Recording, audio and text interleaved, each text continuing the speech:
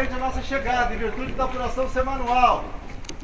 Todos os tempos vão ficar registrados no chip. Portanto, o chip tem que ser descarregado mais tarde, porque está faltando energia para a impressora. Todos os chips, mesmo aqueles particulares, devem ser recolhidos. Nós vamos recolher os chips de todos os clubes, vamos entregar amanhã ou depois. Tá certo? Assim que a gente descarregar eles. Então todos devolvam o chip na chegada. Nós precisamos fazer essa apuração mais tarde pelo chip. Mesmo assim, vamos acompanhar com o Prova, que é outro programa manual, e os atletas, quando chegarem, se chegar aglomerado, por favor, já passou lá, já encerrou o chip lá embaixo da faixa de chegada, não se preocupe em ganhar a frente da fila. Organiza a fila para não comprometer o pessoal que está na apuração, que é manual, vocês sabem que é mais difícil.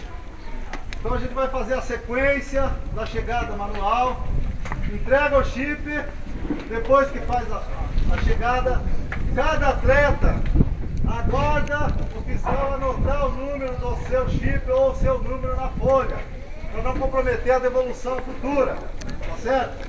Então nós vamos fazer a nossa prova rolar normalmente. Com relação à partida, também temos lá a limpeza, o cheque. São 16 atletas que largam em cada horário, cada 3 minutos.